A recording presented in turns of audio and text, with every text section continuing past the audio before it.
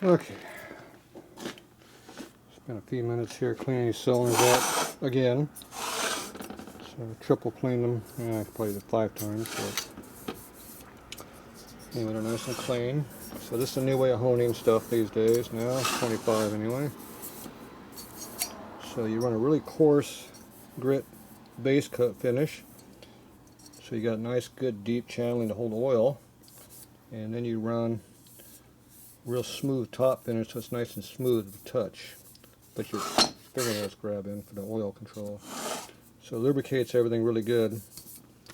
So, but they're really smooth, so there's not a lot of drag going up and down. They are pretty smooth. So I used probably about a 180 grit base finish in here, and then the top one was probably a 500 grit. So it's real smooth on the top, the plateau. So basically you take the peaks like this with your base grind and you hone it down a little bit to knock it down to where you got this plateau like it is right now where it's cut down. So instead of being a point, it goes down to this flat surface here, but you got the channels in here for oil. So that's basically what's going on in the cylinder. That's a new way of doing things. So yeah, I did it on my other spike. It worked fairly good. So I'll try it on this one. They were super smooth before. They just put rings in an old cylinder and it didn't really work very well, I don't think. So anyway, those are those. Alright, I cleaned the piston up really good. Got them scuffed in, got all the grit off of them also. They're nice and smooth and clean now. They're going to be anyway. So now we got to see if our rings are going to fit. So these are the old rings here. So these are metric rings. So 58 thou is, I forget what it is. It's a metric though. Something millimeter.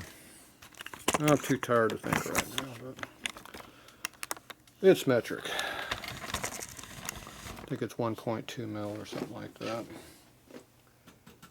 My caliper run off too. Caliper. Metric. Nice clean wrist pins on dirty rings. Big mix.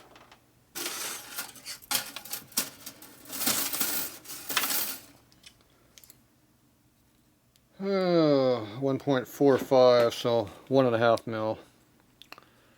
They're worn.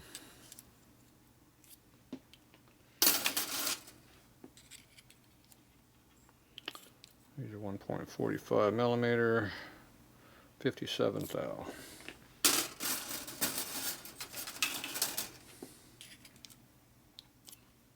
Yep, 57 across the board. Alright, so these are no longer going to be used in this motor.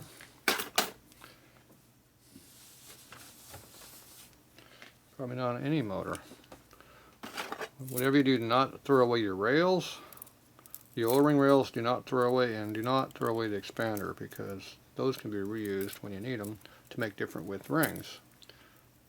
The rails can be used for other things besides piston rings, so don't throw them away. The main rings, you don't need them. So just letting you know. Okay, so these are 10 over, which should be what those are. Had these for a while. 15, only been 10 years almost. Not too bad for me. That's short term. Okay.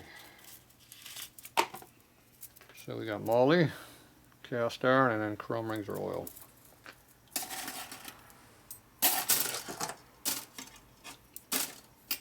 Okay, let's see what we get. 57 thou, same as the old rings. Perfect. We said they're 58.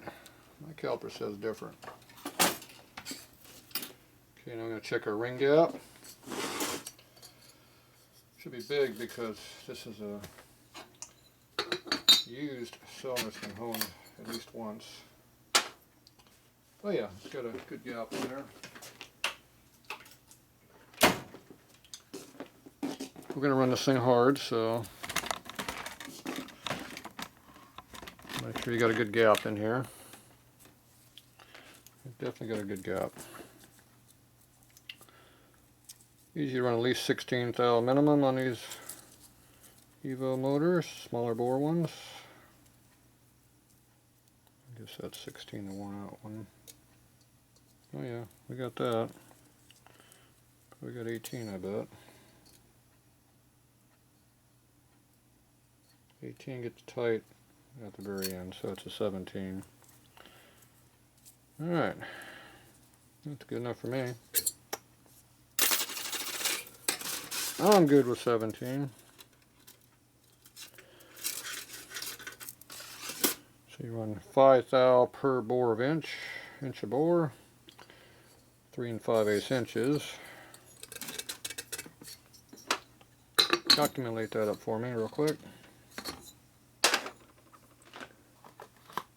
So you go 0.005 thousandths per bore per inch times your bore, 3.625. It's actually 35. 18. We're thou low. Close enough. 5 thou is for extremely hard racing. Not as much as 5.5 would be if you use a nitro and below nitro, but it's pretty far out there though. There's our 18 again.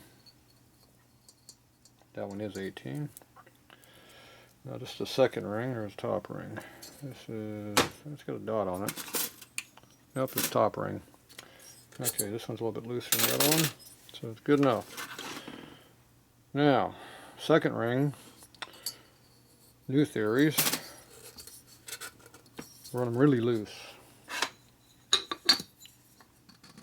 I mean really loose. Like double. Because the theory is the distance between the first and second ring is basically an air tank that you don't want. If you put air underneath the top ring, it unseats it and it doesn't work. So you don't want no air pressure between the first and second. You want a vacuum. So you want to put a big gap in there. So if there gets any air that comes past the top ring, it will blow out, go right past the O-ring, blow straight by, and not unload the top ring. It becomes a vicious circle. It gets worse and worse and worse. So stop the circle, it leaks, but it only leaks so much. The other thing is you put an accumulation groove in, you put a big deep groove into here, a big V-notch. This one's flat, because old design, so it doesn't have that. You also can put detonation rings up in here, which are little like threads up in above the top ring. That helps stop detonation. It mixes up the boundary layers, gets rid of that raw fuel right in there, stops detonation. So those are the tricks they do these days. So this one here being an old piston, I can machine that if I wanted to, but I don't feel like doing that right now. I ain't got time to. So, but we will make sure the second ring's got some gap in it. And it looks like it's got more gap than the top. That's good. Okay, well, 22 went in there.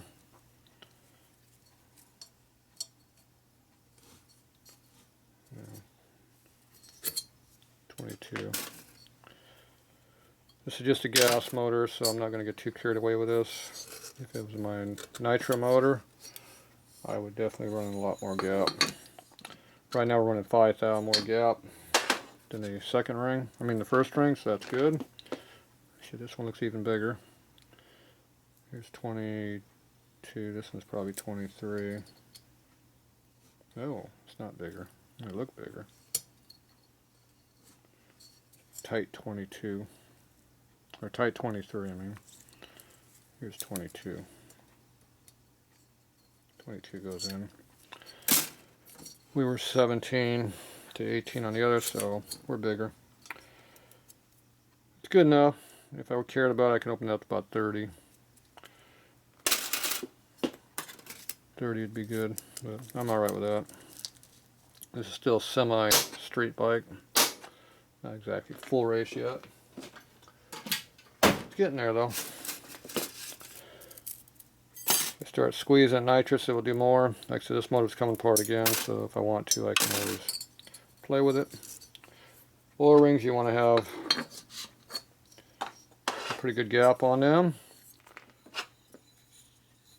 The oil control is your first ring, scrapes a lot of the oil off. And the second one is one you want to does the final scraping. But like this theory was before, you want to have a big gap in this top oil ring so the gas can blow past, get into the holes and blow through. The first oil ring is doing all the work. So once again, you run a real big oil ring on the top oil ring. And that got a pretty good gap on that. That's 30 pow probably plus, easily, which is normal. So you can be running big numbers like 50, 60 thou ring gaps on some of the stuff like this.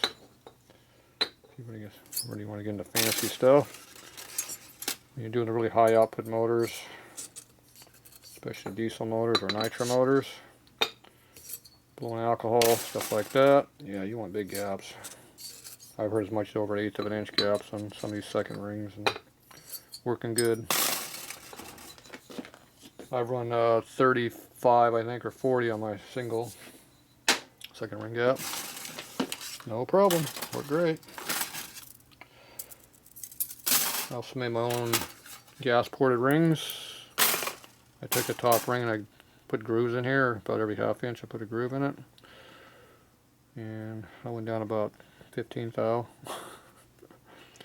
Total seal only goes about 5 to 6 thou. They lie through their teeth how much I use. But so I gas ported my ring, so it did pretty good. So this one here has a twist, and it's got a chamfer on the inside of it. So there's a dot here. Highlight with some spit. You can see the dot. It goes up. When you have a square section ring, or rectangular section, it's called square all the way around, then it doesn't matter how you put it. But when you got a reverse twist ring going on here, that twist makes the ring cup shaped when it has that chamfer in there. So that you always want to make sure your mark goes up, whether it's a dot or a number or whatever, it goes up. So these ones do matter. So these are not just straight Hastings rings. These are some other rings out there. Definitely something S&S was doing, because Hastings doesn't do that under normal rings. So I like that. That helps get a little extra sealing pressure. You put that chamfer in there, it helps get gas back in there. It also makes the ring kind of a scraper ring too when you do that. So I'm all right with that. Okay, so we're going to do some mock-up here. So I'll put these rings back in here. I'm not going to use those right now. I'll do some other stuff. Okay, I'll be right back.